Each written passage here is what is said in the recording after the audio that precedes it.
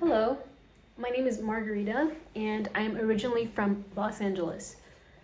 But right now it's the winter time and I am missing LA very much. Here, I'm not in LA. But recently I was talking to a good friend of mine and she was telling me about her testimony, but she sent me a YouTube link and it was much easier to just watch it at my leisure. So I figured I would do the same thing. So here I am telling you about my testimony, how the Lord saved me. So I guess I can start with my childhood.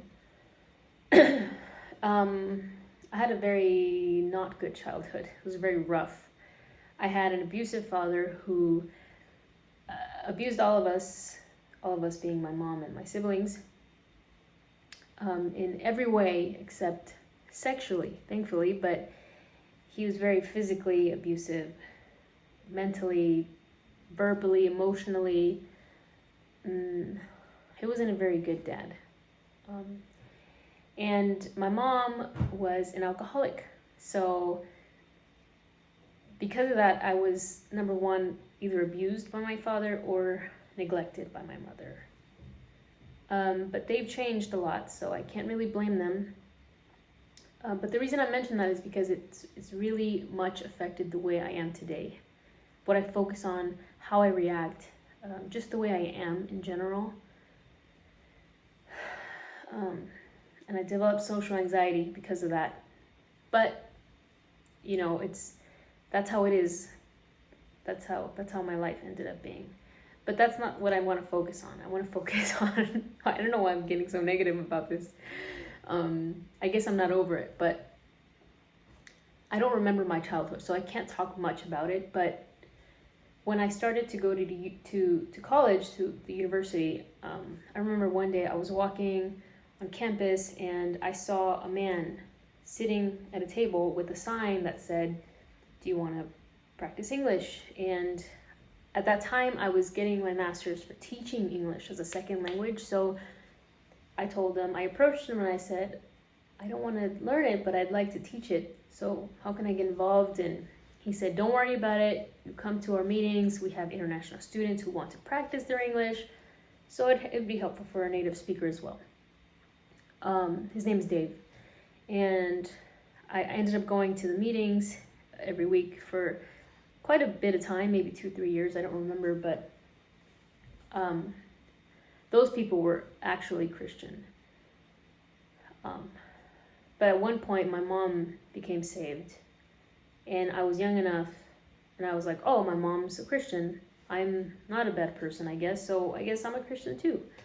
So I believed I was a Christian, and but that group was amazing. They very much had Bible studies, and they encouraged me a lot. They were true friends. But a little later, I ended up stumbling upon a YouTube video by a man named Ray Comfort. And he's a street evangelist, street preacher. And I was watching this video, and his approach is, he always asks, "Do you think you're a good person?" And for me, well, in this video, he was interviewing a guy, and the guy was responding to the questions, but as I was watching, I was responding to the questions as well. So he asked the guy, "Do you think you're a good person?" He said, "Yeah, I believe so." And I said, "Me too, I think I'm a good person." So what he does is he says, "Okay, can I give you a test to see if you can pass the test? If you pass the test, you get like $20 or something." So he said, "All right, bet, let's do it." And he lists off a few questions, only 5 or 6 of the 10 commandments, but he asks, "Okay, have you ever lied in your life?" "Yes, I've lied." "So what do you call somebody who lies?" "You call them a liar." "So then what are you?" "Well, I'm a liar by that logic, right?" So then he goes to the second question, which is, have you ever stolen anything? It doesn't matter if it's big, small, cheap, expensive, doesn't matter. Have you stolen anything? "Yes, I've stolen something." "Okay, so what do you call somebody who steals things?" "A thief." "Okay, so what are you then?" "Well, I guess I'm a thief." "No, you're a lying thief." So he goes through 3 more, and I think the third one is, Jesus said, if you've lusted for someone, if you've lusted after somebody, you've already committed adultery with that person in your heart. So have you ever done that? Yes, of course, I've done more than that. Okay. So he lists the rest, but he says, by your own admission, you told me you're a lying, thieving, adulterous, blasphemer, etc.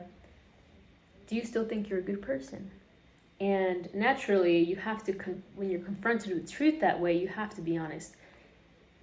And when you say, no, I guess not. Do you think you're innocent or guilty?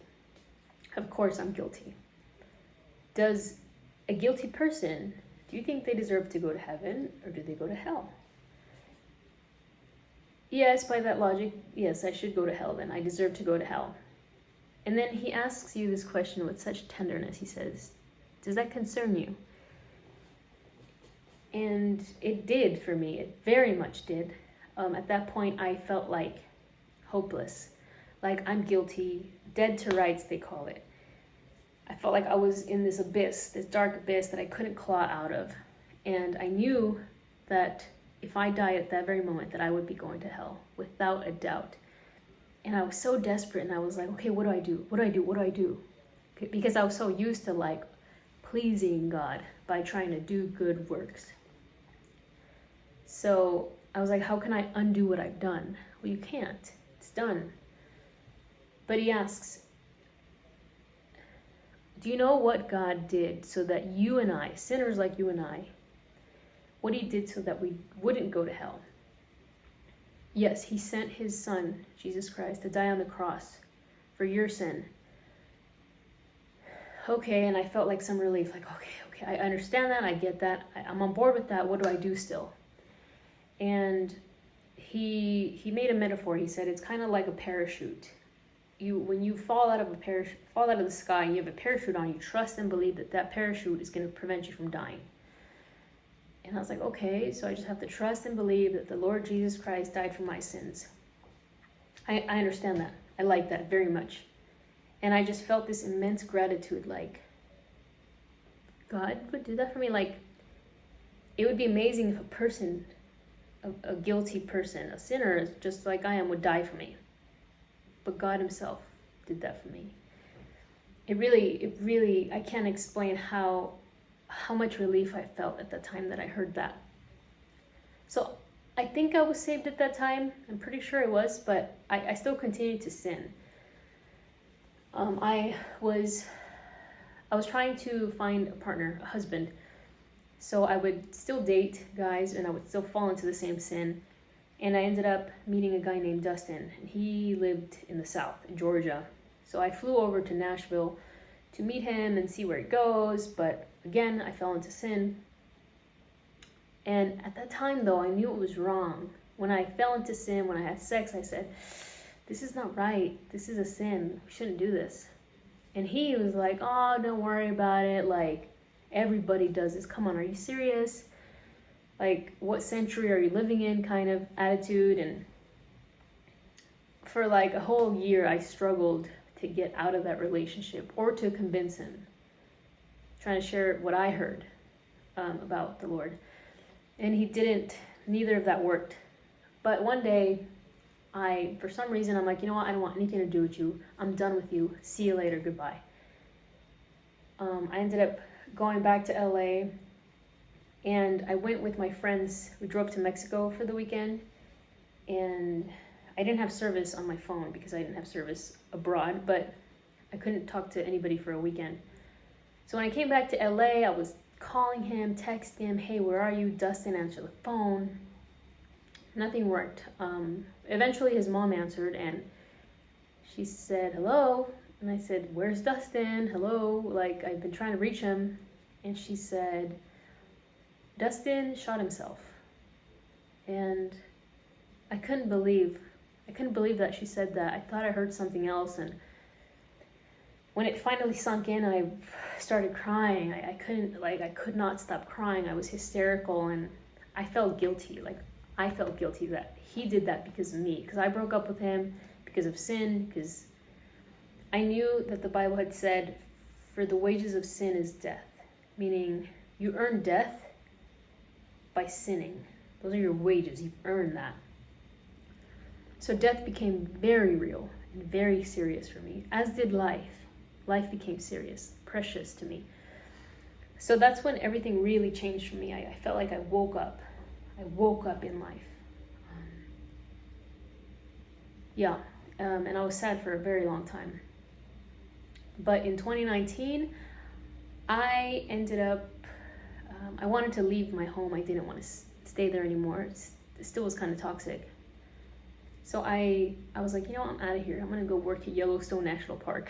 And I did. And I met Alexander there. And he was very attractive and very cute and very funny. And he had a great laugh. And he pursued me.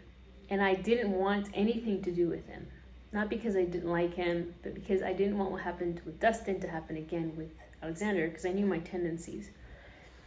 So I kept pushing him away, like, no thanks, I'm fine.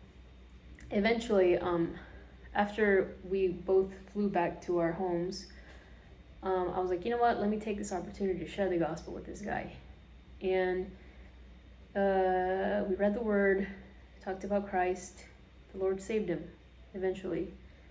I don't know when, but I knew when he was saved, when I saw the fruit, I was like, all right, this can work. This can work. This is not just friendship anymore.